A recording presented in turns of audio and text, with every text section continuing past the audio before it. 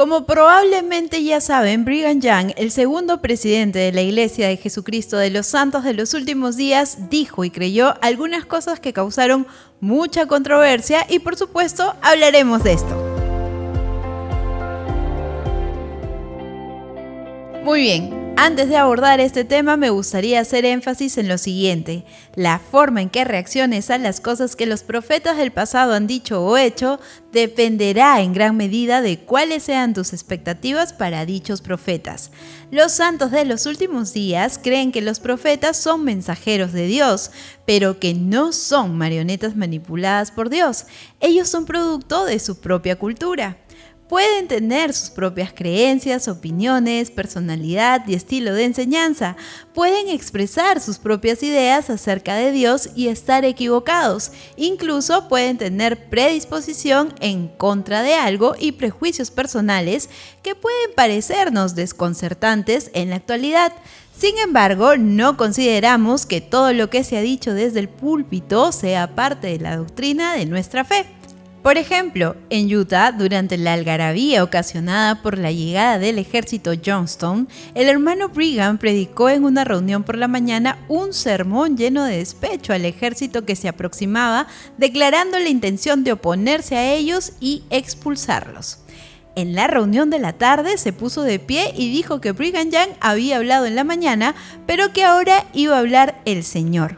Entonces pronunció un discurso del ritmo del cual fue lo opuesto al discurso de la mañana.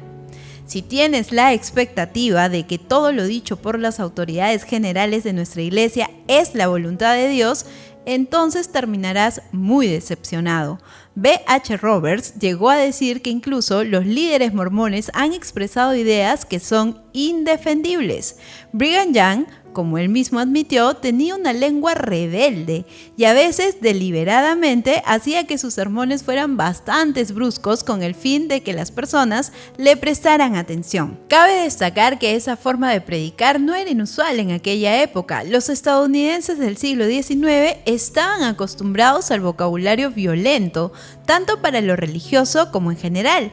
En el transcurso del siglo, los predicadores habían utilizado imágenes violentas para motivar a los que no se habían convertido o arrepentido y para instar a los residentes a cambiar. Entonces, si bien las personas fuera de la iglesia, desde entonces hasta la actualidad, se han regocijado con alguna de las declaraciones de Brigham Young, los santos entendieron que habría un poco de incomodidad en su conocida forma de predicar. Entonces, si bien algunos de los puntos de vista de Brigham definitivamente estaban en error, es importante comprender su estilo de enseñanza y su relación con los santos. Ellos hicieron bastantes excepciones con su comportamiento. Brigham Young se identificó mucho con el Antiguo Testamento e incluso llegó a ser conocido como el Moisés americano. Dirigió a los santos en el éxodo hacia la tierra prometida en el oeste de Estados Unidos, donde estableció una teocracia similar a la de Moisés y los israelitas. Algunas de sus enseñanzas también tenían un parecido con el Antiguo Testamento. Por ejemplo, la ley de Moisés brinda una sentencia de muerte a una amplia variedad de pecados o delitos. Brigham Young también expresó algunas opiniones enérgicas al respecto. Él y algunos otros líderes compartieron su creencia de que algunos pecados fueron tan perversos que la expiación de Cristo no los podía absolver, y como una verdadera teocracia como la de Moisés y los israelitas, la única manera de expiar esos pecados era que la persona derramara voluntariamente su sangre. A esto se le llamó expiación con sangre. El problema con esta idea es que obviamente limita la expiación de Cristo. Ahora, las escrituras sí hablan del pecado imperdonable o pecados que jamás serán perdonados. Sin embargo, el Señor perdonará a quien desee perdonar. Esa no es nuestra decisión. De los 390 discursos de Brigham Young en el diario de discursos, he podido localizar solo 5 que claramente hablan sobre la expiación con sangre, en referencia al asesinato, el quebrantamiento de los convenios del templo, el adulterio y el matrimonio interracial. Una vez más, como mencionó B.H. Roberts, algunas de estas declaraciones son simplemente indefendibles, por lo que ni siquiera trataré de hacerlo. Ahora, ¿alguna vez alguien fue expiado con sangre por orden de Brigham o de la iglesia? Bueno, Eso depende de a quién le preguntes. Existen algunos relatos conocidos que no han sido comprobados que puedes tomar como verdad o que puedes ignorar.